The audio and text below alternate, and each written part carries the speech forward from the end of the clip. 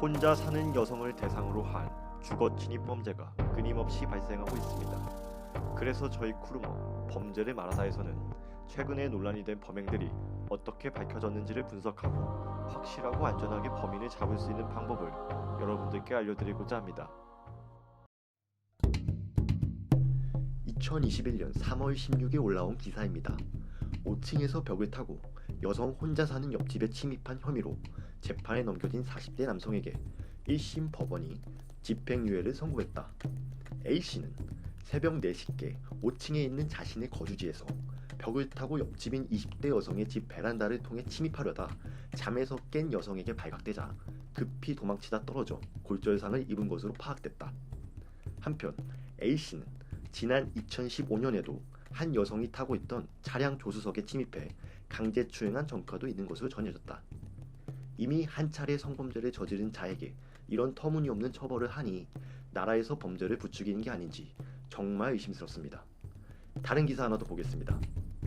여성이 혼자 사는 집에 1년 동안 12회나 몰래 들어간 혐의를 받는 20대 대학 휴학생에게 1심 법원이 징역형 집행유예를 선고했다. A씨는 서울 중랑구 한 빌라에 설치된 가스 배관을 타고 올라가 창문을 통해 집으로 들어가 이 같은 범행을 저지른 것으로 밝혀졌다. A씨는 1시간가량 그 집에 머물다 나갔는데 이 집에는 20대 여성 B씨가 혼자 살고 있었던 것으로 알려졌다.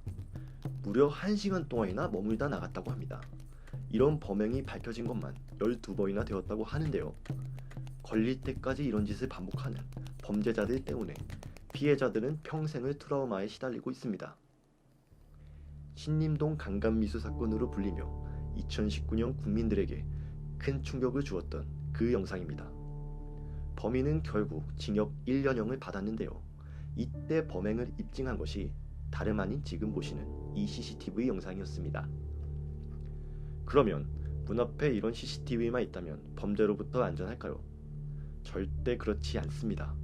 CCTV는 실시간으로 확인이 어렵다는 문제가 있기 때문이죠. 또한 앞선 사례에도 보았듯이 범인이 반드시 현관문을 통해서만 집 안으로 들어오는 것이 아니기 때문입니다. 그래서 우리는 바로 이게 필요한 겁니다. 집안에 원격 카메라를 설치하는 건데요. 이런 홈카메라는 반려동물 키우시는 분들이나 아기 있는 집에서 많이 쓰는 걸로 알고 계실 텐데요. 요즘엔 워낙에 사건 사고들이 많다 보니 불안해서 구입하시는 분들도 많아지고 있습니다.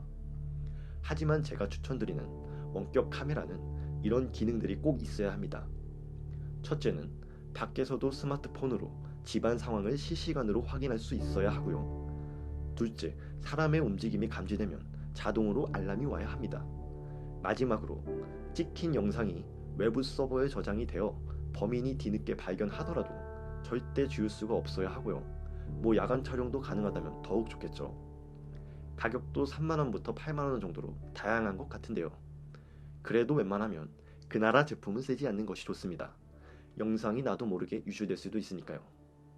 제가 리뷰를 쭉 보다가 이분은 현재 복층 원룸에 사시는 분 같은데 이런 리뷰를 남겨주셨어요.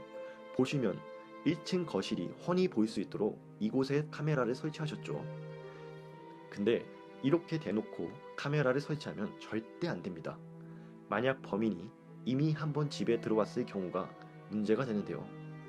범인도 카메라가 있다는 것을 알고 범행을 포기할 수는 있겠죠. 하지만 강간살인마나 사이코패스들은 오히려 이런 허점을 노리게 돼서 역으로 당할 수가 있습니다. 보시면 대부분의 복층 원룸 구조가 이런 식일 겁니다. 2층의 개인 공간을 위해서 아래에 화장실과 주방이 위치하게 됩니다. 자, 이렇게 되면은 거실과 범인이 들어올 수 있는 창문은 잘 보이지만 뒤쪽으로 카메라 화각에 사각지대가 생기게 되죠. 만약 범인이 사각지대에 숨어있게 된다면 큰 일이 발생할 수도 있으니 반드시 카메라를 설치할 때는 현관문과 범인이 들어올 만한 창문이 동시에 보일 수 있는 곳에 카메라를 설치해야 합니다. 저는 이렇게 카메라를 휴지각 안에 숨겨서 설치하는데요. 범인이 한눈에 알아보기 어렵게 숨기는 게 포인트입니다. 네, 오늘은 주거 침입에 대비한 방법을 알려드렸는데요. 사실 무엇보다 실천이 가장 중요합니다. 나는 괜찮겠지, 우리 집은 괜찮을 거야 하는 생각보단 철저한 대비만이 범죄를 예방할 수 있습니다. 선량한 시민이 당연한 삶의 행복과 권리를 되찾는 그날까지 쿠르모 범죄를 말하다는 더 이상 침묵하지 않겠습니다. 감사합니다.